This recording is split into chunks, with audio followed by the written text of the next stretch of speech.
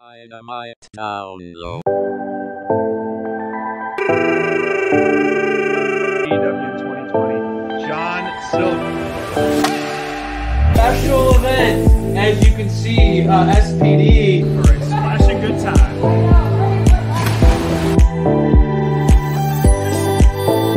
January recruitment. I come along, you know. I come along in the ring. I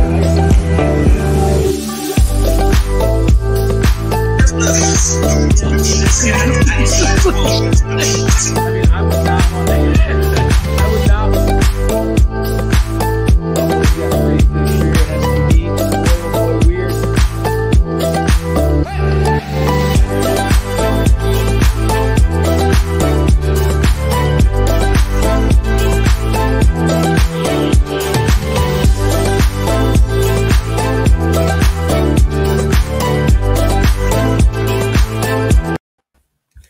Hey everybody, welcome to Friday Night Flights and Fights. I'm booking by Bonds because there's no SPD, so I'm going to do his thing.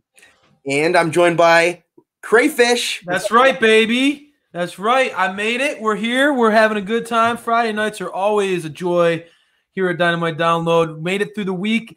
Today's Good Friday, so it's even better than normal, which is awesome. Yes, sir. And Bonds, you and I, we were chatting a little bit about how we were going to take this show. Yeah. And, you were kind of leading the charge on this week. You're excited about how you wanted to kind of pivot Friday Night Fights and Flights and have a focus on something that we all came to really appreciate at the end of Dynamite, right? Oh yeah, I have to eat some crow on some of the things I've said about the feud with Miro and the Best Friends because it was a really good match. I was really happy with Arcade Anarchy, and it was a lot of fun. There were some really cool spots.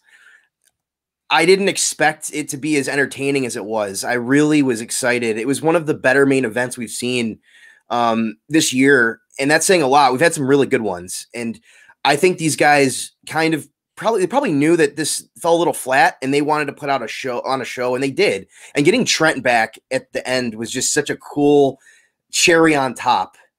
It was so fun, and it was such a great match. And Mama Sue there, everybody there and stuff, and Chris being there, and everything was just awesome. It was spot on. An They did a great amazing job. What are your display thoughts on it, Mike? of the power of friendship, and that's what we want tonight's show. You guys, those of you who are joining us, we are giving thanks for the power of friendship, and we are going to talk. Tonight's show, we're going to be interweaving so many things that are going to be all related around that topic. Yep. AEW Bonds. This is one of the things. AEW I've seen throughout the course of this week. There have been some rumblings. People are concerned that there's too many stables coming, and there's too much of this, and too many people who are interacting with each other. And that's one of the things I love about AEW is they have the characters all interweaving with each other. I agree. Friendship-based wrestling. And so we're going to talk a lot about friendship-based wrestling here tonight at Dynamite. And like you said, no better example than the Best Friends. That main event, and it's no surprise that you ended up enjoying it because it was booked by Jerry Lynn, who, we've come to appreciate more and more here as AEW fans. Jerry is a legend in the business. Loved his stuff his feud with RVD was one of the main reasons why I got into ECW. I had some buddies in middle school who were telling me, man, you got to watch this RVD. And, he's having some clinics with Jerry Lynn and Sabu. And so I got really into ECW thanks to Jerry Lynn. And it's no wonder. I mean, his matches are absolutely incredible. Brian throws it out there, Trent and Miro next. This is one of the things that I've tried to stay very positive. Bonds, we've talked a little bit about, here at Dynamite Download, we're almost like a spectrum. I think SPD is very much, he's the unicorn. He is Mr. Positive. I think SPD, instead of Cheerios, pouring milk into Cheerios. He just pours rainbows into his Cheerios. That man is always happy and positive, and he's always the one that keeps us focused in on what keeps us our core values. And I love that about him. Definitely. I can kind of tend to be the guy in the middle. I can run hot and cold. I'm a very emotional person. Those who get to know me, I can have those swings. And Bonds, you've always kind of prided yourself on being a realist, being almost borderline cynical sometimes when you look at human beings and how we treat each other and Definitely. the way the world works and all those things. And that's why this group works together so well. And I think that, Brian throws out Trent. I felt like I was swaying towards maybe I was being too negative, and I was just like, man, the best friends just do not click the way that they could without Trent. It's not the same. Trent is the guy for me. I know everybody has their own favorites. Orange Cassidy gets a lot of love for, the way that he's, how cool he is and how chill he is. His presentation is awesome. I'm a Trent guy, bro. Yeah. I think Trent is an absolute workhorse. Like, that dude is a beast and underappreciated throughout the course of his entire career. That dude came out looking like $1 million in this one, did he not? I mean, shredded, tan, and dude, coming out of his mom's van to be the hero in that one. It was a really nice reintroduction of Trent in that main event. He saved the day. He did. He did. In a lot of ways, I think that was and the match to that point was a good match, but it kind of was like him coming out of nowhere and saving the feud a little bit, in my opinion. It was fitting that the best friends are back together to end this iteration of what's going on, because again, there could be some stuff in the future with Miro and Trent that's definitely possible, but even if it just ended there, I think that's a fitting ending, because now the best friends are back together. All three of them are there, and there's some issues. I thought that Kip was hardly in the match, which is something I think is even maybe more interesting than Miro versus Trent might be Miro versus Kip. And we talked about that before in my booking my bonds. And that's something that I think could still happen, especially with just how little Kip was involved in the match, because really he got hit by the, in the head with the thing, was out for like the whack-a-mole machine. He was out for like 10 minutes, and then he saved Miro, but then he got pinned. So it was really a one-man show on that side of the match. And especially Bonds, and not to jump in. No, you're good. Especially when you consider Miro didn't even want this match, right? It was Kip who said, yeah, of course we're going to take them on. Of course we're going to have this match. And then for him to kind of, if you're Miro, I mean, there were times during this match, especially at the end, where it was a handicap match, where this was, this was Trent, and I mean, Miro took on Trent, Orange Cassidy, and Charles all by himself at the end of this match. Yeah. It certainly felt like the writing was on the wall that maybe we might see Miro and Kip have some of that dissension. Maybe Miro snaps and shows the world he's laser focused. There's nobody coming between him and his prize, even if it's his friends. Because he's not going to take a loss well. He doesn't take winning well. He's not going to take a loss well. So it's going to be a very interesting Dynamite next week or in the next couple weeks, depending on. I mean, sometimes he'll let stuff simmer. So we'll see how that turns out. But I think that it's a very interesting development, and something that will be a swerve for a lot of people if they do end up going that route. It would be fun, and a lot of people wouldn't expect it, especially after that feud. That was a big feud for all those guys. Yeah. Well, where do you see this going? I mean, obviously the best friends. Yeah.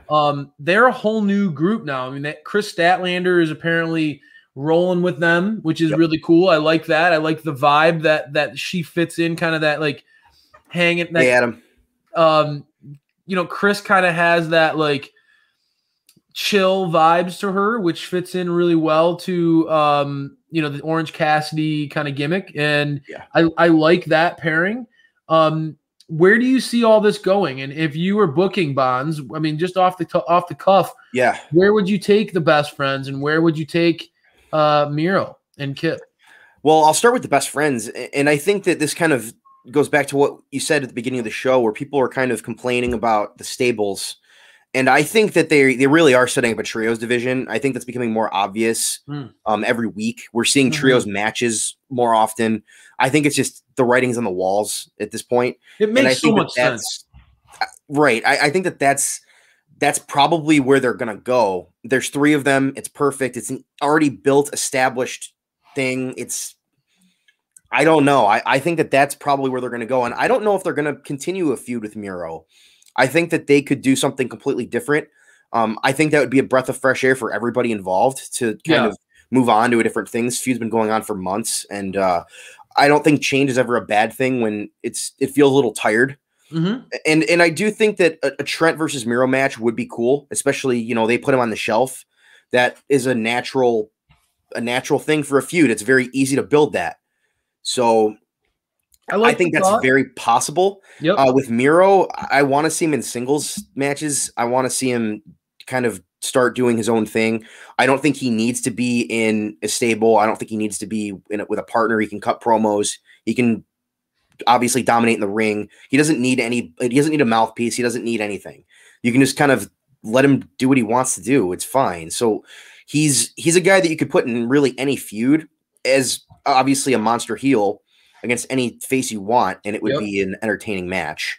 Yep. So I don't think they really have a problem with finding something for him. I think it's just about making the right call on where he's going. And that's going to be the thing, because it's obviously we want to see him ascend at some point. Mm-hmm. We don't want to see him kind of hover on the mid card. We want to see him ascend. And I think that that's something that we all want, including SPD, who's not here yet, but we all want that. And it's something that is very possible with the amount of talent they've built in the last few months. With this Kenny feud, I think they've built a lot more upper echelon talent. That's main event talent. That's champion talent. And so when you have more of those guys built up, you can really push somebody like Miro by winning 2-3 matches on Dynamite. You have him beat a Ray Phoenix, which is an upset. You have him beat a Ray Phoenix. You have him beat a Penta. You have him, go through Death Triangle, something like that.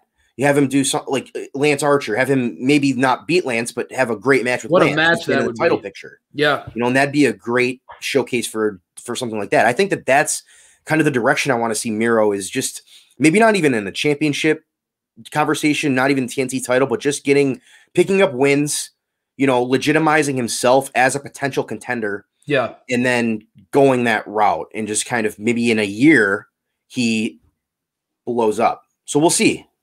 I'm not sure. What about you? And this is one of the things that I saw a lot of talk about the next week's show. You see Darby Allin's going to be defending his title against JD Drake. And I saw one of the things that was really buzzing on Twitter was Hi, Amanda. Hi, Chris. One of the things that was buzzing on Twitter was that, man, JD Drake's getting a title shot, but what about all these other huge talents on AEW? Like, we want to see a Lance Archer get a title shot. We want to see a Miro in the title picture and things like that. Imagine if Pac got a title shot, a TNT championship, and that's a valid point. But there is something to be said for that build up, right? Yeah. And like, if Miro is going to go against Darby and lose, does that help Miro? I don't think it does, right? Like, so unless you're willing to transition the title off of Darby, keep him away from that title picture, right? I mean, that's to me. That's what I'm saying with that. Yeah, if you're not going to pull the trigger, don't do it, because it's just going to hurt him. He's already getting enough BS online. You don't need to have him lose a title match against a guy that he's a lot bigger than. 100%. It's just 100%. Not. It's not I smart. think that the commentary team is doing an awesome job. Yep. Obviously Miro, his presence, the way he wrestles, the way he fights, his look, his history of how most wrestling fans in North America are familiar with what he can do, right? Yep. So all those things are working in his favor. But when you have the commentary team building him up like they are, it's maybe a good thing to hold back a little bit and not jump all in and push him to get that title shot, unless, because we've seen that time and again in AEW. Lance Archer, Brian Cage, Eddie Kingston. There have been a lot of names where we've been like, man, like, this is a guy. They're ready. Yep. And they lose, and it's a setback more than a help. And so for me, I think if they're willing to let this Miro thing play out over the long term, I think that they have something there as a potential champion down the road, but not something that they need to rush into right away. I like that they're building Darby and allowing him to stand on his own 2 feet. You mentioned the word trios, and it seems like, man, like everybody is buzzing when you talk about a trios title. I really think what you mentioned with this formation, the best friends back, Chuck Taylor, Orange Cassidy, they're obviously a great potential trios team. At one point in time, I thought that potentially Cody, Dustin Rhodes, and QT Marshall could have been a great trios group. You had a lot of veterans in there. You have guys who could do everything and represent the Nightmare family, but that certainly is not in the cards anymore, my friend. No. After what we saw this last week, tell us about your reaction, Bonds, because reading your column this week, there are certain segments that really jump out to me, and we'll get into some of them down the road. I always love hearing you talk about Miro. I always love hearing you talk about Jade. But one of the things that I really enjoyed was I felt like your take on this turn and what a genuine surprise it felt. That paired with this opportunity that's being presented to young, really unestablished stars got you excited. I mentioned to SPD fresh on Wednesday night, I was like, man, this made me feel like Nexus when they first debuted. The chaos, the tearing down the ring, the brutality of it, the surprise. It gave me those kind of vibes, and I get the same kind of feeling from you when I read your column. Definitely. You're really liking the potential of what QT Marshall's group has. Tell me a little bit more about that and the fracturing of the family structure of the Nightmare family. Yeah, so I think the Nexus is a perfect example, Mike. Thank you for bringing that up, because that was something that I didn't really put 2 and 2 together, but that's exactly how it feels. I think that there's young guys here that have a legitimate gripe in storyline, obviously. They have a legitimate gripe with how they're either being treated by the guys that are supposed to be their mentors or on television or just opportunities. And it's a very similar storyline. It's a very similar thing. The Nexus, all those guys were on NXT. They were the original NXT. They got embarrassed on national television every week doing like stupid competitions that didn't matter. Yep. And they got mad and they ended up dominating for a couple months. And obviously that storyline got kind of, butchered, but this has that same kind of vibe. Yeah. Thanks, John. Thank you. But this is a similar vibe because Cody, I think, was the real kind of villain in the match in a lot of ways. And obviously QT can't punch Arn Anderson in the face. So you can't do that and be the good guy. Elaborate on that, because you hinted at sort of Cody like the way in which he engaged that match. Yeah. Was incredibly disrespectful. Was it not? I mean, yeah. Go ahead. QT Marshall's 8-0 in 2021. Like, this guy doesn't need a handout. He's a guy that he's been on television. He's a guy that people know who he is. He's not just Cody's friend. I know that's how he's treated on television, but he's not just that. And Cody, for Cody to go into that match and multiple times not lock in a figure 4, not doing his finisher, not get him locked into the crossroads and let him go. Things like that, especially fresh off the heels of last week, where QT talked about, how personal it was for him to feel like, I'm always in your shadow. No matter what I do, I can be 8-0 this year. I can be the head trainer and help build all these guys are going through him. I got all this going on, and I have all these trolls on the internet just saying, oh, well, he's only there because he's Cody's friend. He's only getting an opportunity because he's Cody's friend. And for Cody then to wrestle that match in that way, it only further put fuel into that narrative. Yes. It felt like that slow burn where you're like, okay, like I get why Cutie snapped, right? Like, Yeah. was his actions, was it noble, punching Arn Anderson in the face and potential and like thinking about honestly like taking a steel chair? When you see that visual of him potentially taking a steel chair and hitting Cody, who's face first on the steps, obviously that's going overboard, right? Yeah. But there are times in which you got to stand up for yourself and you got to check, even if they're your best friend, you got to check them and be like, dude, show me some respect. Like, Right. I'm my own man, And it bled into commentary even. Like they were even saying, oh man, like QT Marshall has no chance against a guy like Cody. He's not they on were his level. pushing it Yep. so hard. And it's like, you can't, this guy's a professional. You can't, if he's expected to be taken seriously as a professional, you have to treat him like a professional. And that goes for Cody and that goes for commentary. It goes for everybody. So I think it's brilliant what they're doing because all these guys are kind of in the same boat. They're all young guys. Go, Solo, Camarado. These guys are all young guys with upside that they obviously see an upside in because, again, the Nexus comparisons are there. Yep. They're 100% there. And I think that that's a really, really interesting potential just young group for AEW because there's a lot of groups in AEW, but there's not a lot that have just 3 guys, and the QT Marshall's not an older guy either, really. So like you have 4 guys really that are just all young. All of them are unproven, and all of them have a lot of potential, and they show it in the ring when they get in those matches. We've talked about Nick Camarado a couple times where we like him a lot.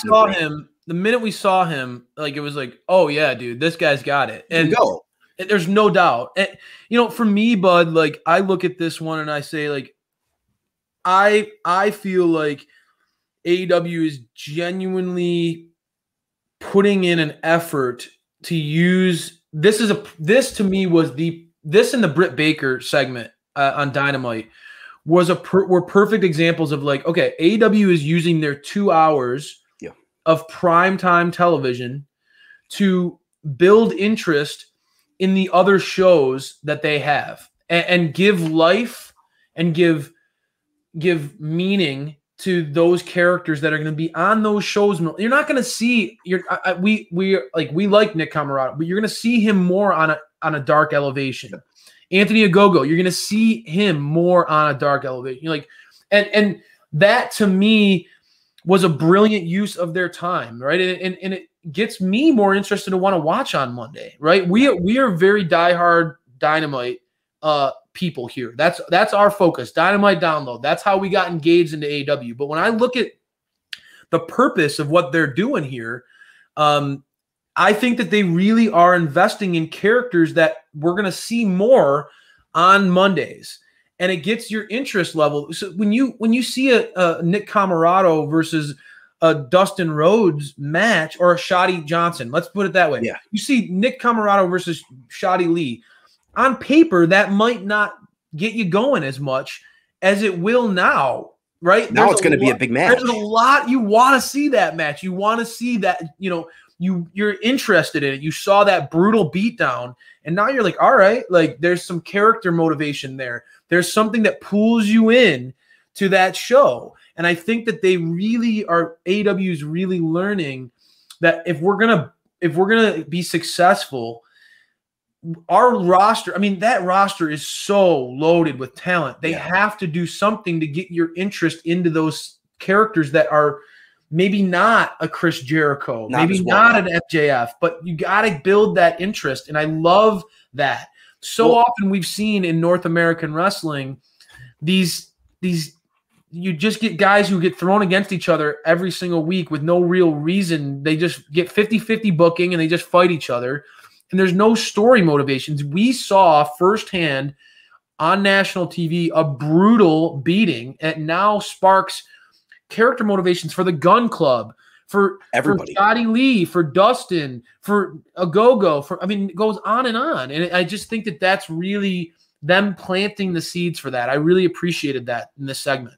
Oh yeah, man, I agree, and I think it's they're building the future of the company here. People compare them to WCW a lot, and I don't see that.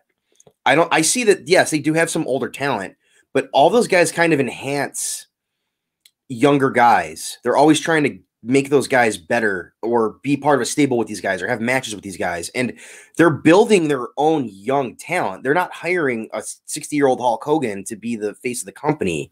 They're building up guys against Cody. Cody got destroyed on Wednesday.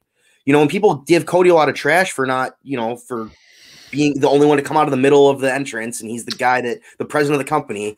But he got destroyed by those guys. Yes. And I think that's something that's they're doing that people are missing here. When they talk about people that are detractors aren't really seeing this, because I don't think they're paying enough attention. They're building, like, you're looking at all these other guys they're building up as well. We're seeing Top Flight, and they haven't been on TV for a while, but they're on in Dark and Elevation and stuff, so they're on there more. We're seeing all these other young teams as well. We're seeing Pinnacle kind of grow, and these guys are veterans, but they're also they're young as well with Wardlow and MJF. So they're building, a young group that has all these guys. I think that's brilliant. But again, it's just one of those things where we have a lot to look forward to, because I think that the big picture here is they want to see who can hang, yep, and who can be a big time star, and they're going to build their own stars. And I think that that's ultimately what you do, because you can't really outbid Vince McMahon on talent. And you can, Tony does a great job. You can't outbid if Vince just wants a guy to get him.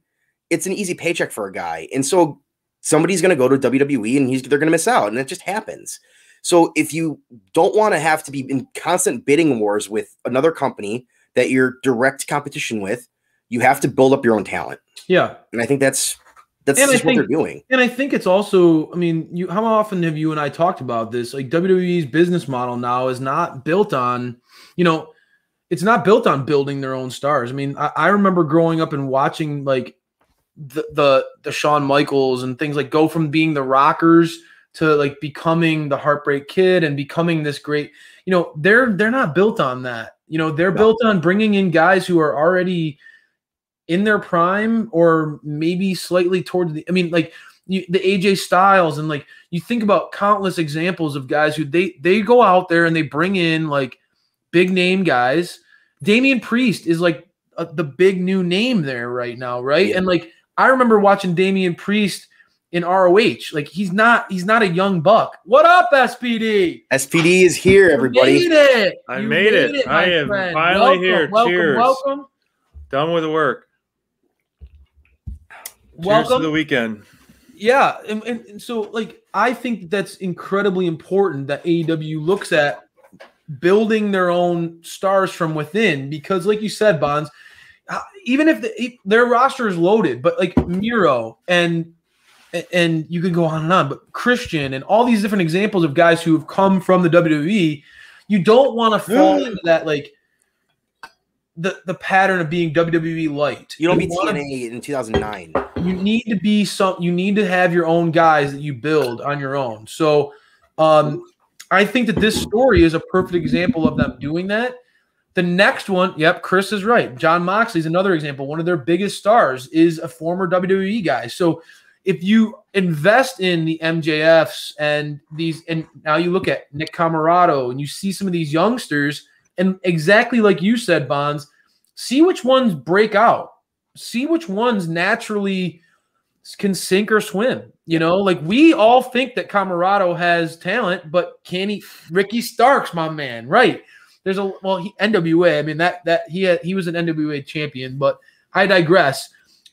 For a lot of us, the first time we've seen him on television really breaking through was in AEW. So I think AEW really does need to continue to pave this path, building their own stars. I really like where this feud and that sort of best friends thing, how that all played out. I thought that was very smart. And you mentioned a couple names there, Bonds. You said Wardlow. I just mentioned MJF. Now that SPD's here, we held off until you got here, SPD. The whole theme of tonight's show is about friendship, and unfortunately, some friendships come to bitter ends. The Inner Circle and Pinnacle, that battle that they had. Now that you're here, SPD, let's talk a little bit about it. If you guys we haven't have- seen our Instagram story, follow us on Instagram. And I reposted please. Jericho's photo of him giving MJF a swirly, and we put the Jersey shits on there. And you could see who sees your story. And Thunder Rosa saw it, Real Britt Baker, and MJF of course saw that. So Spray Tan McGee himself got his spray tan washed off by Jericho for that. So he was doing himself a favor on that. Well, and he actually, and what's his Thank name? you. MJ. Thank you, Brian. MJF actually attacked one of our most loyal fans too. I mean, I think we're starting to all this positivity is starting to really get under his skin. He went out and called Lori a nerd, which was not nice. Oh, I missed that. Total jerk. Wow, Total he's jerk starting. move. He's low blowing the positivity train, one person at a time. Bring it on, MJF. We're here. Bring it on, brother. We are ready for it. If there's anything left of you after going through that freaking Pepsi. Oh my gosh. Yeah. I'm still, but yeah. I mean, I'm glad I didn't miss this topic because it was definitely my favorite that overshadowed everything on an awesome Dynamite show for sure. Even though this wasn't a match, this wasn't an in-ring segment. Everything about that had me grinning ear to ear, and I'm sure everyone can agree with it. It was so powerful, and just seeing the door open to the bathroom and Jericho just being like, "Oh shoot," and then it was so everything about it was perfect. The battle and who paired up with who and Sammy Guevara. Go. I think Sammy Guevara's his fight with Shawn Spears was amazing. The way they filmed it, the move and then the door slam. I thought that was great. Everything about it. I mean, the gash on Dax's head. Whew! I sent it to you guys. That was brutal, man.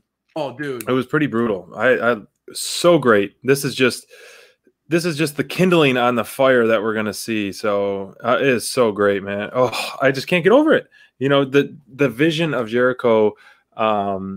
Just standing there in the door and then doing the swirly, props to MJF for just going all in. I mean, he really is. I feel like he overall, he's starting to show that he can take the heel beating that typical heels get from baby faces. Like he is allowing everything to play out in the way. Like, obviously no one wants to be swirlied. Obviously no one wants to be thrown through a glass window, I think the beatings are going to be dished out to another level. And a lot of things I've been seeing is, potential blood and guts match.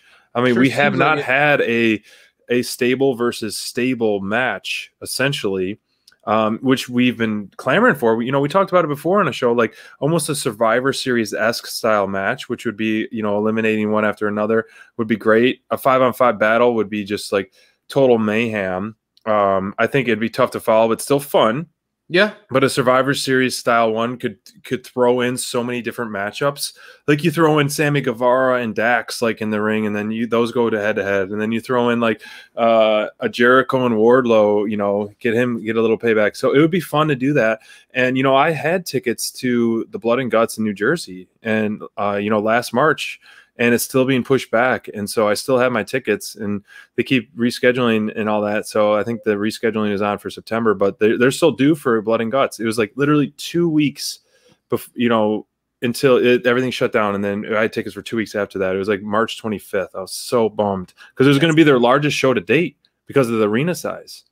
The Prudential Center is a hockey style arena. That's 20,000 plus or around 20,000. They're usually doing, 4, 5, 6, 7,000, that's still a great draw, but man, different. Yeah, I can't wait. I think they have to build. Maybe they are hoping for a possibility of touring, maybe doing something like that and living up to that. But I mean, we did get the announcement Double or Nothing is going to be in Jacksonville at the Daly's place. So anything can happen with restrictions on that. But yes, Lori, we are all going to go to a show together. We are going to do a Dynamite download. We're going to get a whole section. Yep, we're going to start the chants. Section. We're going to yell at MJF so he can yell at us and give us the double finger and other obscene gestures that he did for us. So we're definitely going to do that. But yeah, what is your guys' reaction on that segment, man? I'll let you jump in, Bonds. I completely agree with you, SPD. It was a great segment. The perfect revenge for Inner Circle. They got all their stuff in, man. Everybody got just smoked in Pinnacle. It's what needed to happen. You can't have them come back and not be livid and angry and just wanting to whoop those guys. And they did that. And I thought again, the Sean Spears and Sammy was just brutal. And I was like, this is the first one. What's going to happen with this whole situation? Because this is just one part of it. And splitting everybody up was so smart. The way it was shot, I just keep going back to the way that was shot was so perfect. Perfect. Yeah. Because it made it for sure. You could focus on everything. You could focus on every single person. You could see everybody getting smoked. You saw Dax's just bleeding all over the place on Santana's shirt was just covered in his blood. Santana was gangsta, dude. That was he was a stud. I was like, oh my gosh. Look at you now. And then leaving MJF belly up. The best for last with MJF getting a swirly, and just that's like the perfect way, the school bully getting a swirly at the end of the big fight when everybody comes back and whoops on him. I think that's just it was very fitting, and it was very funny, but also really cool. It was a good combination of just it was a perfect segment. It was my favorite segment of the night as well. So it was a perfect segment for me. What about you, Crayfish? Absolutely. I mean, the whole Inner Circle was my top performer. I had such a cop-out move. I picked the entire group. Trust me, I wanted that too, but I had to single it out. Honest to God, though, I mean, and that's when I went back and watched it again today, because that was I had Good Friday off. Felt it was nice. I had Good Friday off. I watched a little bit of like my favorites. I went back and watched the Jade promo. Nice. I watched Cody's betrayal. I got the betrayal of Cody, and then I watched this one. And this one was just, I don't know, man. It was so perfect. And I wanted to ask you guys who you thought looked the best, or how it came out, and what matchup you're most excited about. But I really don't think that that's even a question that we should even spend time on. I think we're just going to let it play out. I'm so excited about it. I felt like, for me, that Santana moment was, I know that everyone's talking about MJF's face in the toilet, which well deserved. It was great to see the bully get a face full of toilet water, but that Santana with Dax, bro. I mean, that gash was nasty. It was. Santana came off like a total badass in that one. I mean, like I loved it. I was eating it up. There's just blood on his shirt. Just the taunting of Dax, like slowly stalking him. And then Dax, I mean, you mentioned blood and guts, SPD. I mean, Dax talked about it in social this week on Twitter. He's just, the number one rule of gang warfare is if they put one of yours in the hospital, you put one of theirs in the grave, you know? And so I got a feeling that blood and guts is definitely something that could be in the cards. If this is just, I mean, we saw the beatdown the Pinnacle gave to the Inner Circle, right? When they debuted, champagne bottles busted over people's heads, baseball bats taken to Jericho and leaving them bloody and beaten up. Sammy's face getting implanted in a chair. The chairman, hospital, teeth all messing and everything. People don't want to give Sean Spears the love he gets, but man, the creative use of the chair and that stomping Sammy's face through the chair was brilliant.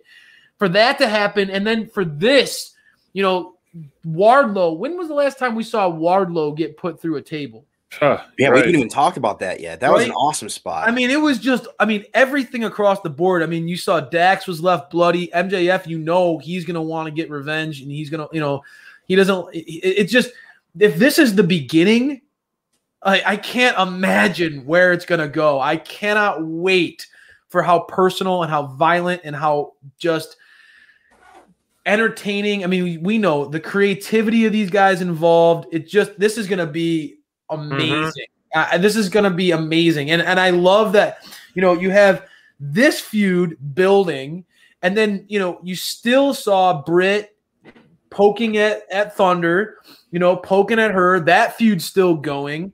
You have at Kenny Omega and John Moxley. I mean, there's so much going. Moxley. So before we switch in out of that, I want to question, like, of the Pinnacle Inner Circle feud, what non-obvious or non-traditional match would you want to see? Obviously we see Sammy Spears, the two tag teams, MJF and Hager versus Wardlow, or MJF and Jericho, so like, what non-traditional match do you think would be like a banger match, or something you'd be like, okay, it's not a normal booking, like, a Dax versus Sammy or something like that. Like what You do mentioned that a you- couple. Yeah, I think that could be a great one because we saw. I haven't Dax. thought about it, but I'm just trying to like maybe you guys can chime in if you got an idea of a traditional match. It could be tag, it could be a solo. Let's stick to tag or solo matches. Let's skip the trios just for purpose of creativity. Well, Like, Dax versus who do you Sammy, see? we could definitely give you some like Jungle Boy versus Dax vibes.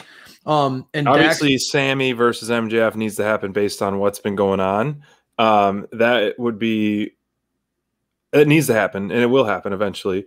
But obviously, we see where things are forming, which is a perfect fit in all of our opinions. But Laura, you said Sammy versus Wardlow. That okay? I want to see Jericho versus Dax too. I think that'd be an awesome match. Okay, Dax is the man, Awesome. dude. Oh, Dax I'm is an great. FTR. I think Dax obviously is like the workhorse of the FTR, or not FTR, but of the Pinnacle. Wow. Wow. I know. I'm coming around. You are. Coming You're around a to little Dax. Dax fanboy now. I love it. That makes 3 of us. I've turned you So- into an FTR fanboy. Let me think. Yeah, if you can chime in on one. I want to see Wardlow versus Jericho just because I want to see Wardlow. I want Wardlow to get that rub, right? I think that Wardlow is the real deal. I think Wardlow is a future champion. Like, I really believe that Wardlow can be a future heavyweight champion. And so for me, like, yeah, I love FTR. If you're gonna tell out of all the matchups, I want to see FTR versus Santana and Ortiz the most. I'm a tag team guy. I love that division. That's 2 veteran teams that I think that are going to be that could be amazing. But if you're asking me, give me a non-traditional match. Yes. I want to take Jericho, who is, the GOAT. He's one of the best that I've ever seen in my life. I want to see him go into the ring with Wardlow, and I want to see Wardlow get that kind of rub, dude. Like, I want Wardlow. Wardlow goes in that match with Jericho, and he hangs with one of the best ever and potentially wins. That would be a career-changing match for a guy like Wardlow, and I believe that he's not only is he capable of carrying that kind of weight on his shoulders, like that kind of responsibility, but I think that he's ready. I think everybody is chomping at the bit to see, like, this dude. That's an example of a homegrown star. Like, that is the real deal. That's a good point. I mean, obviously, like. Oh, Chris, that was funny. Yeah, that's not going to happen, but not when I'm on the show, my friend. FTR in the DMD. I mean, the must talks about are obviously like Lance Archer, DMD, FTR, and Pac. Like, we can't go without any of that. But honestly, like, I think, even though I already mentioned it, I think Sammy and MJF to me is one of the most intriguing aspects of that. If I had to do a Dax match, I think it would be something cool like a Dax and Santana, even though obviously it's like the tag team dimensions is already there, but a solo one-on-one Dax versus Santana, I think, you have an awesome worker in both guys, and to showcase their solo in-ring moves, which Dax clearly has that, and Santana clearly has that. Like, either that match or Sammy and MJF to me are very most intriguing. But you could take 2 dice and just roll them and be like, these 2 are fighting, and it's must-see TV. Anyone you could have. I feel the same way Jake about Hager Jericho and Cash. Like the least kind of marquee one would be like Jake Hager and Cash Wheeler. Nothing against them, but I'm sure they'd put on a banger match. Yeah, they're all You good. used to be a Cash guy. It's so funny, man. I love how you've come around. Obviously, I like Cash's. I like Cash's look. I like but he's a powerhouse, no doubt. But Dex clearly is emerging himself as this wrecking crew warpath mentality guy, and I love his passion on the mic too. Fire, definitely. And Santana's got that same fire too. Like, true. Ortiz, so the promo Ortiz battles they could throw. Right, Ortiz has kind of got that swagger, and he's funny and all that. But Santana's got that, like, he can spit razors, bro. He can come at. We look like we're like. All right. Now that we gave Britt a good view of our teeth, let's get into the next segment. Let's talk next. We're gonna dive in. One of the fan topics that came out when you guys were just chatting that had us kind of intrigued too is, we're talking the Inner Circle. the leader of the Inner Circle is going to be on the Stone Cold Steve Austin podcast. How unbelievable. Like, what an absolute mind blower that is. That's something that can change the trajectory of wrestling. We always thought, like, wow, how, like, these two are not gonna, like, AEW and WWE are not gonna cross promote. They take jabs at each other. This feels the like leg slapping. This feels like something special. Like, this could be unique. This could definitely lead to something interesting. I mean, Jericho and Stone Cold sitting here talking to each other, like, that alone is going to be awesome to listen to. But then when you put in the dynamics of AEW and how that plays in, I don't know, man. That's a must-see podcast, right? I mean, that's absolutely home run. When's it going to be aired? You know, Jericho kind of put AEW on the map in a lot of ways as well. So you have an original AEW original with Chris Jericho, who really was a huge part of starting this company.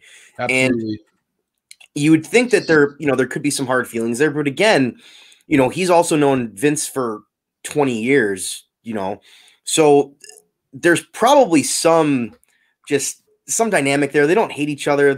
It's a business, but they're probably friends, or they've known each other for at least so long that they have to have a relationship in a way. This isn't just like a surprise. Stone Cold stuff is through WWE, for the most part. He does a lot of work with WWE still. Mm-hmm. And, this isn't by accident. This is something that I think that they know is good for everybody, because everybody's talking about it. It's going to bring eyes to both companies. It's not just going to be good for AEW. It's going to be good for WWE. This is good for everyone. Agreed. And I think that the more this kind of stuff happens, and you see, this could lead up to cross promotions. This could lead to more stuff. Why not? And there's no downside. There's no reason not to. It doesn't hurt anyone. It just helps. Like this Impact stuff as well. Like, the Impact stuff has been great, and it's really interesting. And having kind of a natural heel come in with Good Brothers, and this is completely off topic, but having them come in as natural heels from a different company has made it really easy to dislike them for all of us. So true. So I think that this is just another natural progression of this company being legitimized by a lot of people, as it should be, because it's great. The product is on point, and I think that Jericho is going to be a great guest on that podcast, because Stone Cold is great. I love his show. He's as good as anybody there is with his podcast. So I'm just intrigued to hear what Chris has to say and what they're going to talk about. Mm-hmm. Because they have stories. I mean, they were both in ECW at one point. They were both in WCW at one point. They've traveled the road, and maybe not together all the time, but they've traveled the road in a very similar path in a lot of ways. Chris took a while to kind of break out as who he is, and so did Stone Cold. He went through 4 or 5 different characters before he became Stone Cold Steve Austin, and he could have very well or very easily just been another guy that you never know. You never knew who he was, and you'd forget about him by 2002. He would have never been anyone. And so I think they're very similar paths to their rise to the top, and it's very interesting that they're going to be sharing a studio. I think it's going to be great. I agree. When are we expected to see this live or aired? The announce date? Yeah. Oh, goodness. I would assume it's WrestleMania weekend, which is next weekend, right? Smart. I did not see anything. Maybe if any of you have any feedback on that, but I did not see. It's going to be April 11th. So yeah, WrestleMania weekend. So it's WrestleMania weekend. It doesn't get bigger than that, dude. No. Well, and it's nice that AEW is doing the house show that weekend too. So maybe capitalizing people in Florida. So I think it would be cool for them to start doing more house shows, essentially, because Dynamite is so jam packed and fun and great. We can attest to being there. It's nothing like it, but a house show would just be even more fun too. Obviously, like, no title changes and stuff like that, but like, you're gonna have banger matches that have no picture in picture, no restrictions. They can go what they want, feed off the crowd, things like that. I think the dream one day is to have. I mean, like, I think it would be incredible if you allowed some of those amazing marquee matchups. I mean, can you imagine like Kenny Omega versus AJ Styles and Kenny Omega versus Roman Reigns? right? Like Kenny Omega versus Roman Reigns, or Wardlow versus like, you know, like, I mean, WWE has a Wardlow versus Big E would be an awesome match. I mean, there's a lot of stuff that you could see, you know, play out. And you look at the women's division. I mean, SPD, you talked about Charlotte. You think about Charlotte versus Jade, Sasha versus like Britt Baker. I mean, there's so many potential huge matchups that would just be absolutely compelling. You know, I don't know. I think that would be like, obviously it's a wrestling fan's dream. Maybe it comes true one day. I think that would be pretty amazing. Yeah. It's tough to say where this will lead to that, but again, it's just another little nudge. It's another nudge, and we're seeing obviously Tony Khan is willing to work with other companies. So, and he's said on record that if WWE called him, he would do it. He said that. Like that's not conjecture. He said that they would do that. Yeah. And I think that he's being honest. And I have no reason to not believe that because of what he's done with Impact and New Japan. Yeah. And there's been a lot of already really cool matches we've seen from this. So if Vince is like, you know, sees that, okay, maybe we could have a couple matches. Why not?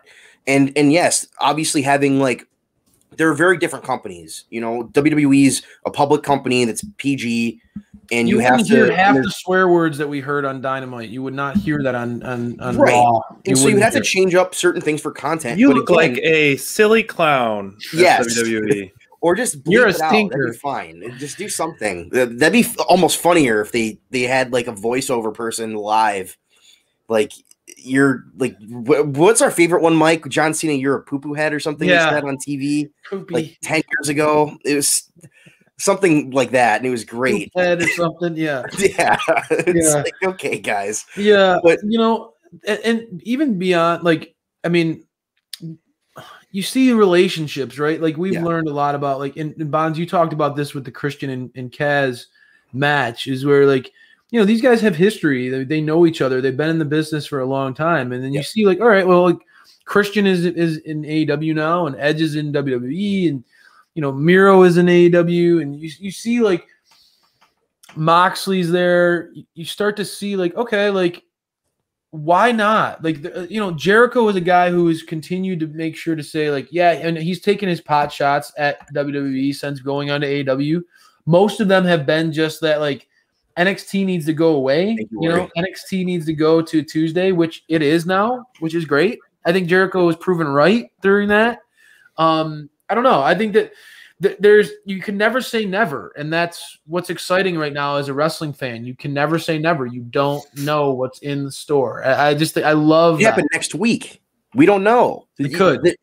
There's a lot of stuff that they're really good at keeping under wraps. So who knows? Maybe maybe they'll have a match. Maybe Stone Cold will come out of retirement, and that's what it was. JBL is poopy.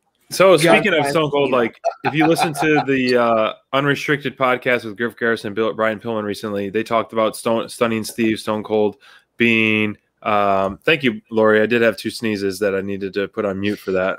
God bless me. But they talked about having Stone Cold be like their coach and mentor, essentially, which would be cool. Like.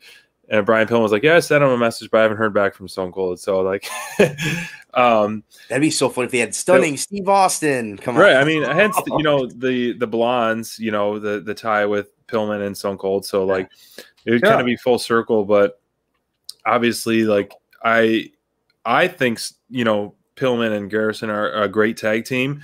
You know, up and coming, they have a lot of potential. And listening to that podcast, it was fun because, you know, when we talked to Griff Garrison, we got a lot of this stuff like, you know, it's really cool that we had people on our podcast before and after of Unrestricted, like, and it's fun to kind of like listen to different interview takes and things like that. Like, which we need to get our next interview on the books. You know, we've kind of been a little busy with work and other stuff, but we're going to push that for a couple of people we have in mind. But Stone Cold and Jericho are definitely in my top 5 of all time. And by many different reasons. I mean, I just love the adaptability of Jericho, his comedic timing, his in-ring stuff. You know, he has countless catchphrases that you'll never forget.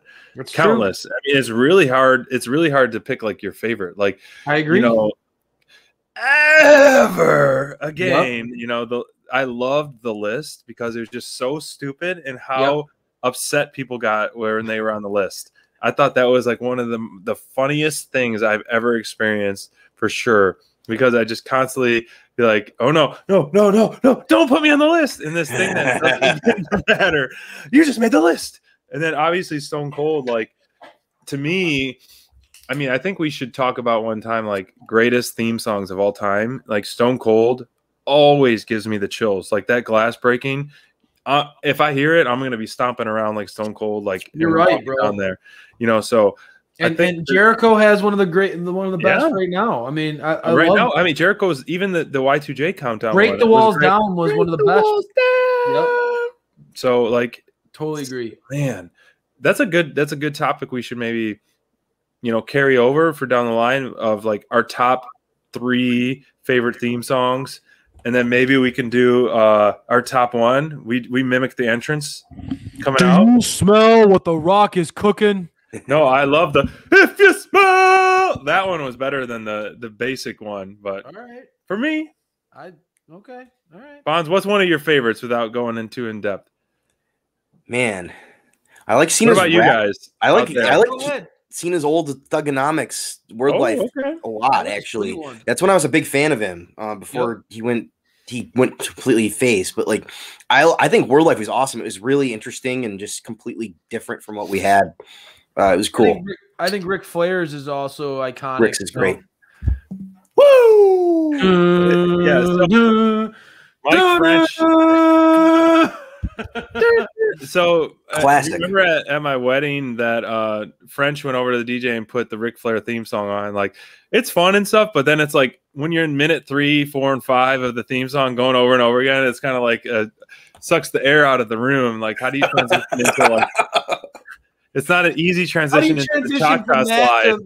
How do you transition to that to Jackson 5 dancing? You can't. Yeah, I get it. The Brood was an awesome one too. Oh, I loved it. I would always mimic it when they'd come down with the cup like this. Oh, you ready? Oh, and then you drink it. Well, you just talked about the Brood. Let's talk about like, honestly, how amazing is it, Christian, all those years ago in the Brood to now? Like, I love the Brood. I used to love them. What a career this guy has had, and it's still going. I mean, for him to come back and have that match, Bonds, I know that you love that, like that match against Kazarian. That was one of my favorite parts about your column this week. And I said it, but SPD, if you remember, the show before this last week's show, I said, looking at when we did the preview, I said, man, I'm telling you, I think that Christian versus Kaz could be one of those matches that steals the whole show. And I know you're right.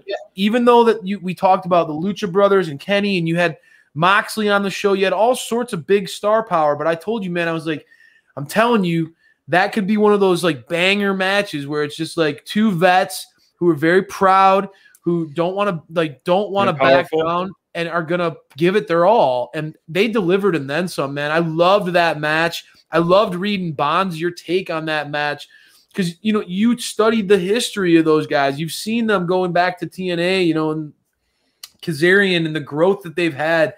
I don't know, man. I loved hearing your take on that. Why don't you jump into that before we get into our little watch along? Yeah, so I loved this match. It was a throwback. It was an Impact throwback, and they talked about it on my commentary. They hadn't wrestled in 13 years, but when they did wrestle last, it was very, very important. It was a big match. And these guys I think they built it well as this isn't going to be a long-term big feud, but I think they built it well as, okay, we're setting up the week before. They set up a really cool backstage segment. It was quick, but it was very interesting, and it got people's eyes on what they're going to be doing. Like, okay, this match is going to be really cool because these guys have a history. And if you didn't know the history, you kind of could imply the history just by seeing their reaction to each other. And neither one of them could afford to lose this match. Like, Kazarian was undefeated on the year, and Christian was making his debut. And if Christian would have lost his debut, that would have been such a wet blanket on everything. He couldn't lose. So you had to have just a really big match between these guys because you couldn't have Christian lose it. You had to know the result. The only way you could have lost if it wasn't clean, and that wouldn't fit for what's currently going on. So you can't have him lose clean. And so what they did was great. They had, I think Kazarian looked like $1 million, and he looked just great against Christian. And I thought, dominated a lot of the match. And I spoke on that in my column. Christian looked great, and I think that the rust was part of the storyline. I agree. I think that's intentional, and I think that's what I liked about your. Yep, that's what I. Yeah, it was smart. You have to do that. You have to. He hasn't wrestled in a singles match in 7 years. Yep. You have to show that ring rust against a guy who's been on the road, been doing this that whole time. Christian's been retired. Kaz has been in the ring, winning championships in other companies and doing his thing. So I think it was really smart as Christian got stronger throughout the match. They kind of equaled out and evened out. And then you got this really cool ending where Christian was trying to hit his kill switch like 4 times, and he finally hit it, and it finally worked, and it's what ended the match. And it was very symbolic of a really hard-fought victory for Christian and just a good match overall. And I even said in my column, I want to see this match up again because it was such a good match. And it was so like technically sound. And these guys, you can tell that there's probably 60 years experience between them put together. Like these guys have been in the ring for so long and just they know what they're doing. And it's just on point. And I'm glad it was the opener as well because it was such a good tone setter for the show. And it, again, this isn't like a long-term feud that they're paying off. This is something that they just put together last week. Right. It didn't need that build because these guys just brought it in the ring and that's all it needed. Yeah. I felt like it was perfect to have that little like backstage segment that made it feel like, all right, like I understood Frankie Kazarian's character motivations going into it. And you understood like, you know, his drive to kind of say, hey man, like, yeah, you're coming back here and you got all this hype and hoopla, but I've been out here the whole time and I didn't step away. And I felt like that you highlighted it in your column, you highlighted that like that rear naked choke that he had, where Kaz had him locked in and they were on the mat and you could tell like Kaz was kicking him in the midsection, kicking him in the thighs, like from the underneath position. And it felt like it was a struggle of like two guys who did not want to lose. And I want my matches to feel more like, you know what I mean? Like that's what you love about a match when it's like neither one is going to back down. You know, I thought too, like you mentioned too, Bonds, where like the constant battle of Christian finally it felt like that, like I got to hit the kill switch. He's like, you know, he's trying to just hit his finisher because he was running low on fumes. That story of the ring rust, it was so perfectly executed and it was needed, like you said, because it wouldn't have been the story that it needed to be if he just came in there and had a great match and he looked like Christian and 10 won years really ago. easy and he didn't experience any struggles. That's part of the story, is the struggle of coming back and fighting through those things. Thought it was really compelling. Definitely. I thought you nailed it in your column and talking about that. And I just, you know, I thought that was one of the dark, like that's the type of, and I'm excited. That's why I'm excited too, to see where the Scorpio Sky and All Ego Ethan Page stuff can go too, because it's again, like these are very technically sound wrestlers. And I want to see those character motivations go and fuel those sound wrestlers to have storylines that add to their matches. Because it's one thing to just have a good, solid, sound technical match, but when you have those things that add to it, that's what makes wrestling so much better. It's the psychology behind it all. And the best talk about that. And you can't have a great match without a good story. It's just, you can have a million flips all you want, and it's entertaining to watch, but every good match is built on a better story that's being told in the ring. Well said. It's so important. Well said, brother. Well said. And let's get into a match that we talked about Frankie Kazarian and Christian. Why don't we get into the match? Another one that had, good storytelling throughout, take us down memory lane, Bonds. Let's set the tone for what we're going to get into with this watch along. So you guys are going to see another Christian versus Kazarian match. This one's back in Impact Wrestling, 13 years or 14 almost now. They hinted at this match on commentary actually during the show, which is really cool. And this is a match for a title shot. This is a ladder match, singles match with these two guys.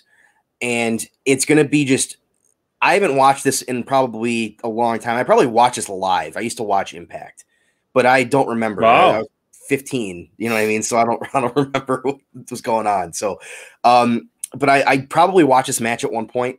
And I think that you guys are really going to enjoy this because it's these guys in their prime. You know, Frankie's, you know, kind of on the tail end of his prime, and Christian's obviously past that point as well.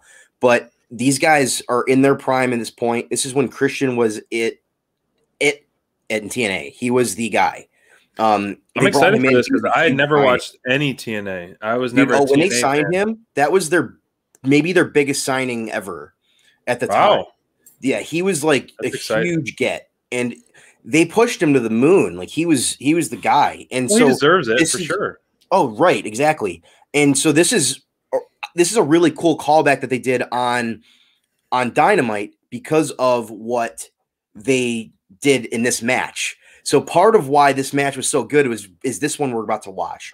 And I'm glad you haven't seen this before because this is a great showing that's very popular among TNA faithful fans that have stuck around. So I'm going to get this set up really quickly, guys. Yeah, I'm excited for these watch-alongs because, you know, Brian, you always give us some great links and stuff like that, which we appreciate for sure. All the feedback and the contributions for all those the matches that you really like. Welcome back, Cray Fish. Welcome. I have one of my friends I'm working with. He's like, is Blowfish going to be doing it on himself? I'm like, no, Hootie's not going to be there. It's Crayfish. So. We do love ourselves some Hootie here. We do, man. I bought you that vinyl for your birthday. Yep. This watch along. What do you say, Scoot? Best entrance ever. When a man's heart is full of desire, it burns up, dies a dark shadow. Sting. Oh, that's the old school like WCW when he turned to the Crow version of Sting. All right, so this is what we're gonna do next week. We're gonna do our top 3 favorite theme songs. And we might act one of them out. I'm all in. I already have my 3, and I'm excited for them. I think I agree with some of the feedback out there with the fans that they're buzzing about. I can't wait. This? Oh, brother. I was a diehard little Hulkamaniac when I was a kid. I wouldn't be here. Sitting in so many good ones. There's so many good theme songs out there, but we'll talk about that next week. That's a great one, and we'd love for you guys to think of your favorite 3 and share it with us. You know, think about it. But Bonds, let's roll this baby. Alrighty. I don't know if you're gonna get. Yeah, it sounds like we got copyrighted. All right. I just paused the video. All right. Well, that's not gonna happen then. So we're being able to see it. Yeah, I was watching it just fine, but I guess not. I guess we won't be doing that. That's okay. So we can pivot. You want to put the link in the chat so we can finish it later, but yeah, that's strange. You know, we had that other longer match yesterday or last week, excuse me. It was Ring of Honor though. They might not care as much.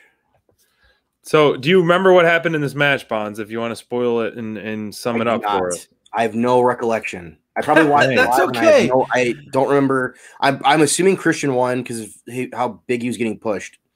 But I do what we could do is, if it's a possibility down the line, is just send everyone the link.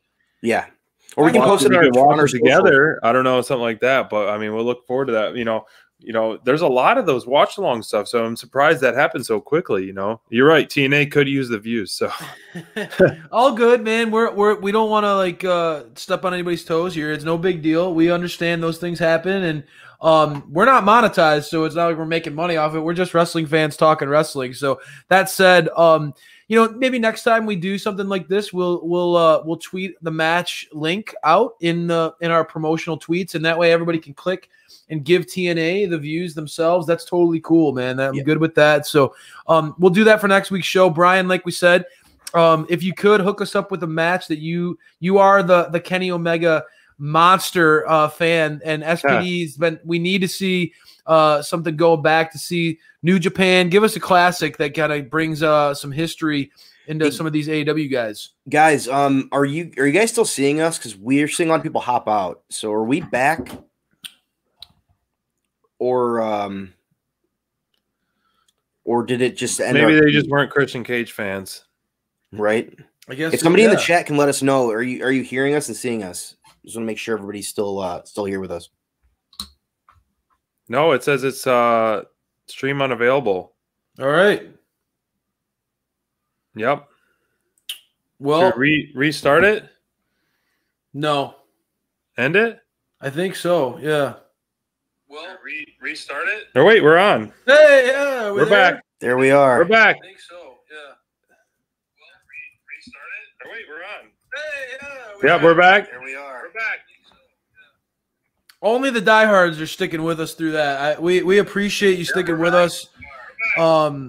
Just like MJF and all those other people, man, we're back, baby. We're making some noise, good or bad. It's always good. Hey, hey guys. Brian, all right, welcome back. All right.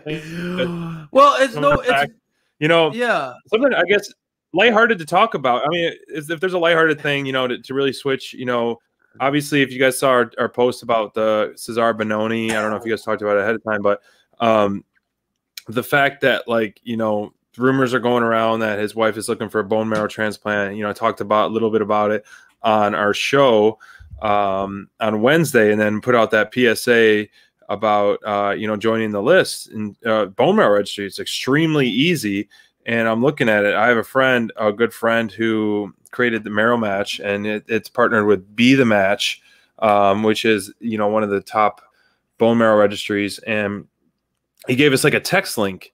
And, we're going to promote it more on social, but it was a text link where all you have to do is text Dynamite, the word Dynamite, to a number.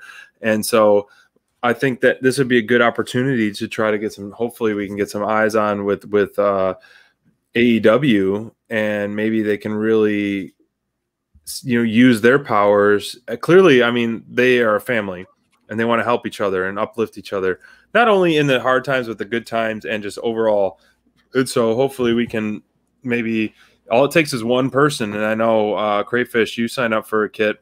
I did. Literally, you take a Q-tip swab in your cheek, both cheeks, and then you put it in the envelope or whatever, and then you send it off, and then you're on the bone marrow registry. And as my friend put it, which down the line, I think if we do get some traction and some, people on the list, he is more than happy to pop in on Zoom and to really explain the process, because he had a bone marrow transplant when he was a kid, and his brother was a donor. And without that, it saved his life. And so he said, as a donor, all you do is you're essentially kind of hooked up to kind of like a transfusion, and you watch Titanic twice and you're done. And you just kind of feel like you worked out like your butt a little harder, like you're like a little sore like that. But it doesn't hurt you, but it saves butt someone. workout.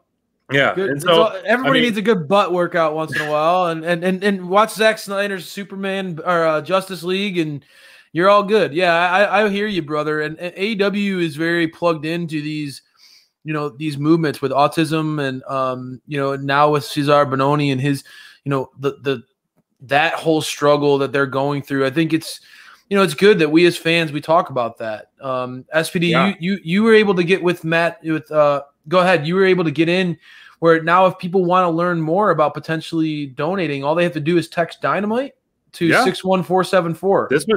This was just set up for us today, and you text it right now and it says, "Thank you for interest in joining the Be the Match registry. Please follow the link below." So it's super easy and amazing. It's really, I mean, so there's thousands of people that need a donor, and so it's something I think we should really push. And I think starting maybe tomorrow, we really get on that. And Mind Runner, cheers, buddy. Thank you for date night. We're just talking about the. I know you reposted it, and thank you so much about getting on the bone marrow registry. Yep. And it's very easy. Recommend it. Obviously, like no pressure, but thank you, Scoot. You gave plasma. And I'm just reading your comment, but it is, my dad needed a bone marrow transplant, which he was lucky enough to be a self donor. A lot of people are not healthy enough to be donors of their self, autonomous donors. And some people do that. So he was able to. Clearly, we don't know Cesar Bononi's. Maybe we can send him a message. Maybe we can, because he did repost that and saying we're thinking about him, and we're actively ourselves on the list, and we're going to be on the list. And if there's anything we can do, we set up this account, and blah blah blah. But whatever, we obviously love the positivity and uplifting in a family environment. So in AEW is just the same path. And so I think our morals and values really align with AEW, which is a lot of fun to really continue to push with Dynamite Download for sure. So that's my soapbox. And I think it's something we should consider to keep pushing like this upcoming week, and hopefully Mrs. Cesar Bononi Baywatch, man, something good comes out of that. So cheers to that. Yeah, brother. Thank you, Mind Runner. We missed you. We tried to do a watch along, but yeah, you missed it. Clearly, like the YouTube higher ups are all eyes on us or something. So they're they should be. We're getting noticed. Yeah, as they should be. We're on the map, guys. Yeah. No, it was a great match. It sucks, but it's SPD. Right. I'll say, man, like, no, it's all about like trying to look at ways in which you can help try to make someone else's life better. And bone marrow transplant, I've heard that it hurts a little bit, and that's okay. I mean, like our guy out here, Scoot, he donated plasma. My sister and I talk about that all the time. Is yes, it's an inconvenience, and yeah, it might be a little tough, but it's something little that you can do that could absolutely change someone's life. Like, you could be a hero to somebody's story. And that, talk about a legacy that, like, potentially changing someone's whole future, giving someone that hope that they can get through a life-threatening situation. I don't know. It's a blessing that there are organizations out there like that. And I think it's awesome that we are in some way, shape, or form associated with that, SPD. So, thank you for getting us hooked up with that, and potentially, like you said, potentially we could help someone down the road. You never know. Your message inspired me to go out there and do it. I signed up. I'm excited. So I look forward to it. I appreciate you doing that. All right. So. Cheers. Yeah, so guys, that little copyright thing, which I understand, I get it. We are not monetized. We're not making money off this. We're just fans talking wrestling. But I get it. TNA needs to make some coin. Tony Khan's PSAs only go so far. So we understand that. But that throws a little wrench in the show as far as a little curveball. We gotta pivot. Let's pivot a little bit. Are there any topics that you guys want to chat about before we wrap this baby up? Yeah, let us know in the chat, because we've been going on about our topics all night. So I'm down to hear some other stuff from you guys. That'd be great. Do you see, Marco stunt, heel Marco stunt? Do you see tattoo? I haven't been. Yeah, that was a kind of a heel swerve right there. The tattoo, bro. It's going to be a banger match, next week's card with Jurassic Express and Bear Country. But I don't watch Sammy's vlog. Has he shown face of the BTE title at all? Defended it? Have you guys?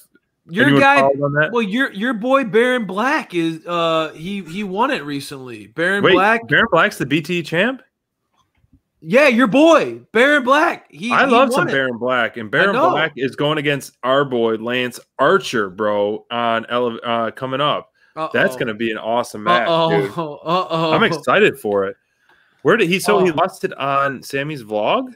Well, I saw Baron Black had it recently. I don't know how soon. How recent he must have just lost it because he just had it. Wow. Yeah, it's bouncing around quite a bit. There's no champion quite like John Silver. I'll say that. Yeah, that's true. That his matches were great to defend that title, man. He was very creative and fun. Something totally like I would think of, like, you know, stupid little bar college games in a way. I love little silly games like that you create. I used to do that all the time as a kid.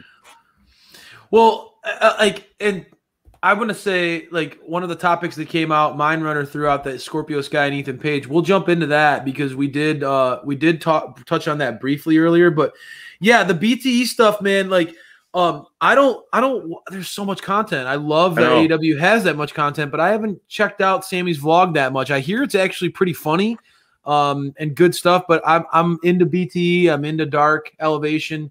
Tell me about, like, we mentioned Baron Black. Who are some, like, where do you see his story going with Ryzen and all that? Or basically, like, do you see an undercard guy?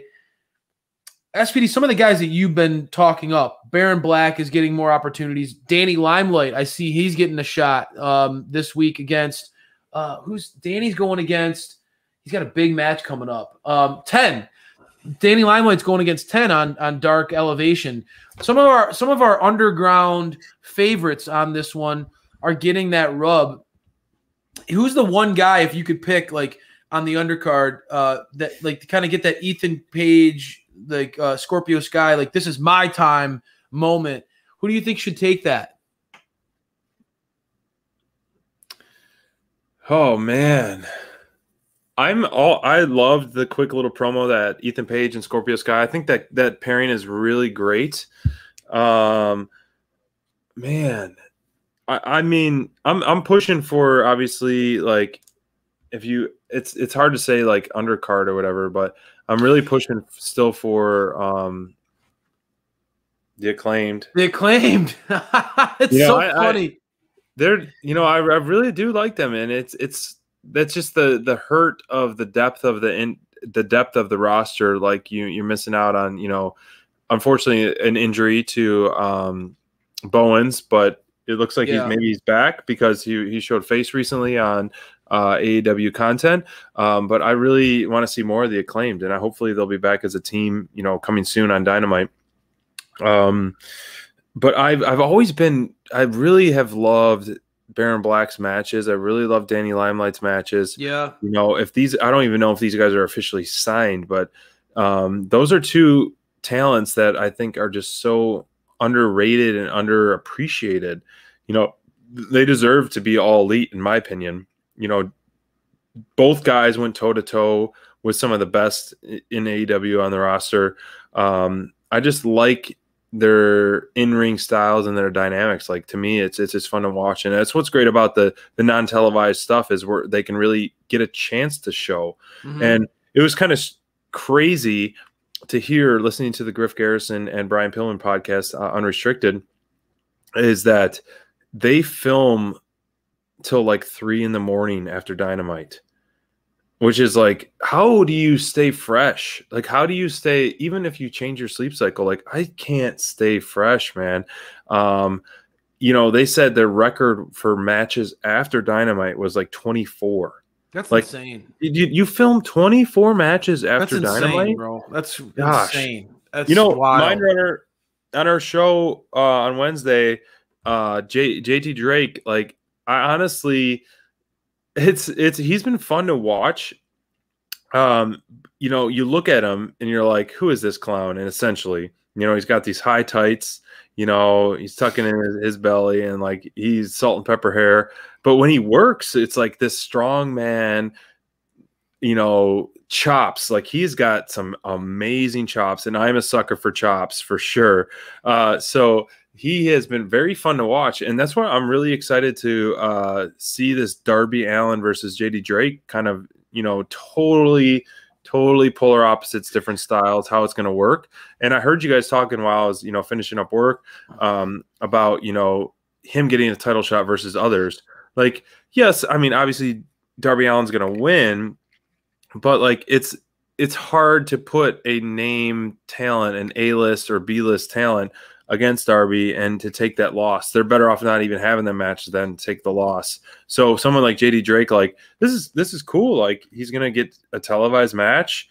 Obviously you put the poster up and you're like, okay, I have no interest in seeing this based on the poster. Right. But when you see him perform in the ring, it's like, okay, I mean, the physicality and stuff he can do is pretty entertaining. Maybe he does kind of need a makeover, a sense, maybe you put on like a Stone Cold leather vest on him or something, to come out to the ring. But I like that though. I like that kind of like like generic guy on a video old game. school. Yeah, he's like an old school kind of vibe to him. He's not all flash. There's definitely there's no flash to his game. But I like that. It's kind of got that like what you'd see back on the independent circuit. I don't know. I kind of dig that a little bit. I obviously love hearing you say the Acclaimed. I love those guys. You've gotten me into Danny Limelight quite a bit. Every time I see him on a card, I like to seek out his matches. I think that he's really exciting to watch. He brings a really fun pace to every match he's in. I don't know. I think that and I say this name and I don't want to be disrespectful, but I'm ready for some Powerhouse Hobbs I'm ready for the Powerhouse Hobbs thing to happen. I mean, Yeah. I get it. He's not like an undercard guy, but I mean, when was the last time you saw Hobbs fight on Dynamite, right? Like I'm ready for I'm ready for that. And I think that maybe, just maybe, this stuff with Team Taz and sort of the inner turmoil and some of the potential breaking apart of Team Taz could lead to us seeing more Dynamite. I mean, I would love to see a Hobbs versus Cage match again. I'd love to see those two go at it and see what they're capable of when you throw those two in. Maybe now that Hobbs has the seasoning that he has, the confidence that he has. I don't know. Sure. I'm all about seeing some Powerhouse Hobbs. Every time I watch that dude wrestle, he just kind of, now that he's turned heel, SPD, I know that, and I go back to it. That was a really controversial thing when he turned heel. It really was. Because he's got such a great underdog babyface story. And you and I remember we talked a lot about, man, do they turn him heel? Do they not? I wanted him to go in and join Team Taz. I think that extra attitude has really made him a very compelling character on the show. I want to see that. And then I also am geeked out about what they're going to do with Anthony Ogogo, with Aaron Solo, Nick Commodore. I like that whole little QT Marshall stable. I think that those guys all have a lot of upside. So I'm intrigued to see it. So yeah, man. What about you, Bonds? Anybody that is a Bonds favorite that maybe isn't getting the love that they should? Long term, I mean, there's a lot of young guys that I like on the roster. If we're talking about that, mainly, I would say that again, those guys you just brought up are great. I like all of them in terms of what they bring in the ring. I think that Nick Camarado is a guy that I really like. I think that he's somebody that I really want to see featured in this feud with Nightmare Family and Cody. I really think that would be a smart guy to build, just because you don't have a lot of monsters. Mm-hmm. And he's a guy that you could really build as a monster. Mm-hmm. He even his look, his style in the ring, everything kind of points that this guy can be a really, really big centerpiece to a feud. And I think that that's something that I'd like to see, because we saw him on television lose to Moxley, right? Like one time. And he's been on Dark and he's done some stuff, but again, it's, he had that one really cool match where he kind of had a little showcase moment where he did some good stuff, and then he was kind of off television. And I think that bringing him back in a way like this is really cool. And he's just a guy, just one specific person. I don't want to talk about everybody, but he's one specific guy that I'd really like to see kind of ascend through this storyline. I like it. For sure. I like it. Yep, absolutely. I think that dude has a ton of potential. Just seeing him, that dude has a lot of upside. So I like that a lot. I like Mind Runner's the Nightmare Nexus. That's again that I got Nexus vibes hardcore when I saw that coming together. I really like that. All right, guys. What about you? What do you guys got? Let's talk about it. What if Dustin brings Fuego into the family to defeat QT and Fuego finally gets his first win? What an upset that would be. Oh my gosh. I don't. Yeah. So who do you see? Not you guys see, like, do you see Cody and QT kind of heading this battle, or do you see Cody kind of still doing his, many hands in different cookie jars? Do you see maybe Dustin Rhodes kind of heading this feud as a mid card feud of like Dustin versus QT, or obviously the main feud is Cody versus QT, but do you think Cody continues down this path? Because obviously I feel like at this point these are lower in the most respectful way, like lower talents, I would say mid-card talents right now, which they elevated their importance and their spotlight even more based on Dynamite for sure. But still, I don't think this is main event level feud yet. But do you see Cody and QT kind of assembling their own factions going head to head, or do you think Dustin Rhodes maybe taking the reins on this? Well, I think what I saw anyway, like what the natural split was QT, Camarado, you saw Anthony Ogogo and Aaron Solo. So that 4. And then I saw, which I like that faction. Yeah, no doubt. And then Cody, Dustin, Shotty Lee, and Billy Gunn.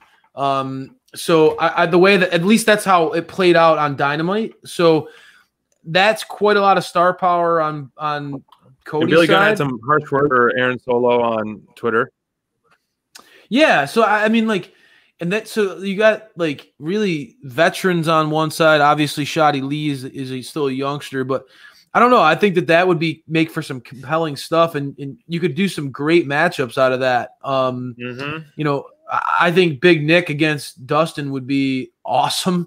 We all here think that Dustin's a big dude, man. He's a powerhouse in his own right, and he's an amazing storyteller in the rings. You throw him in there with him. I don't know, man. I think the writing's on the wall. This is going to be Cody versus QT. At least like that's going to be the pivot point of this whole thing. Everything's going to revolve around those two. My opinion. And I think a lot of it depends on how much time we're going to see Cody before he leaves for a bit. Because they're setting up the shoulder for him to leave for his child, at some point. So depending on how long this feud goes, I think that it might transition from Cody to somebody else kind of running things on that side, because Cody might be off television at some point. And I think that's probably coming sooner rather than later, because they are pushing that shoulder injury. Right. And again, if it's a legit injury, or if it's, it's kayfabe, you have to get, everything in there so he can kind of set him off TV, push it, make it make sense in the storyline, and maybe have that be kind of what makes that feud go to the next level at some point. If maybe they take out Cody through that shoulder injury that they've already set up, then you could maybe have Dustin lead the reins, or have Billy Gunn, or any of these guys, or maybe that's Shotty Lee Johnson's way of maybe building himself up as another young guy in this feud that's not with QT Marshall and the other guys. Like, he's somebody that's on the other side of it, but also a young guy that they like. So you can have a lot of different stuff happen, and there's a lot of ways to kind of build it. And I think that that shoulder injury, though, is something to watch. I think that's definitely a focus, because they really went in the commentary during their exhibition. Like, oh man, he's going after that shoulder. He's trying again on that shoulder. He's wrenching his wrist, so I hurt that shoulder. Like, they're selling it. Like, we know his shoulder's hurt. It's so let's see it have some consequences. Yes, I agree. I agree with you there, Bonds. And I think that, like, I've been ever since Brandy was announced with her pregnancy. I've been wondering who's going to be the guy that's going to put Cody out for a little while. And I've thought the same thing about Moxley. I thought that Omega was going to put him out after their barbed wire death match, and that didn't happen. Right. I do agree that Cody, I think too, let's be real, there's some Cody fatigue out there. I'm not gonna. I know that I don't feel that way, but I know that there is some Cody fatigue out there, and no better way to you don't know what you got till it's gone, and absence makes the heart grow fonder, and all those great things. Those things are all true for a reason. I think if you let Cody have some time away and you send him off with a brutal beating like that, when he does come back, it's going to be all the more epic, and he's going to get that hero's welcome. I think that there needs to be some sort of send off that way, and QT Marshall to do it would certainly be a surprise. But the way that it's looking, he was close, man. If it wasn't for Red Velvet, what he was going to do, that was pretty brutal. I thought it could be coming there, live. I thought, man, this could be where they take Cody out and he's out for a while. Yep. And then she came in, so it was really smart. I think that they were kind of maybe setting that up for people to think that was happening. Yep. Oh man, it's finally time, and it's getting there. If it's going to happen, it's going to happen soon. Yeah, I think that sometimes this is one of the one things with AEW I'll always say is I love this company with a passion, but I think that sometimes less is more, and I think that with this with what we could see with Cody, why we love Jade so much right now is that they are building her to be a special attraction. They're building her to be something worth seeking out. And I think that Cody, he needs a little bit more of that. They need to pull away a little bit with Cody and allow him to have a little bit of a break so that he comes back. It feels fresh again. And it feels, cause Cody, man, I've said it for a long time. Cody, all his matches are these epic. Usually they're the Cody epic match, and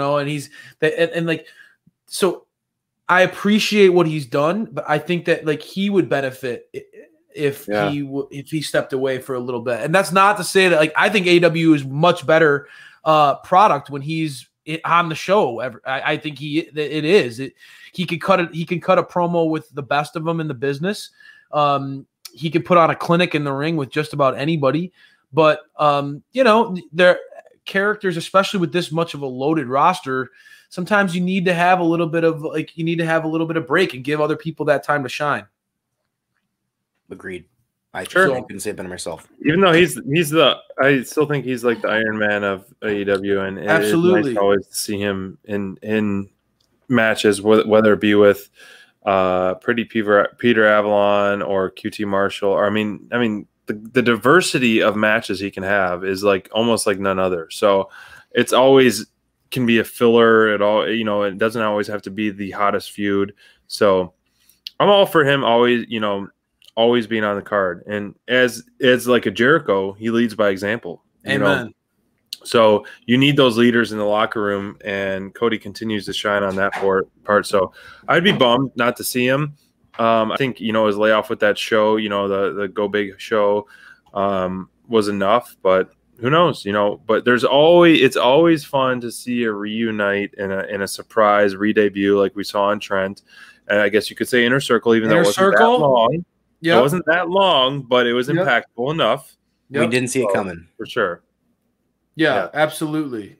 For sure, man.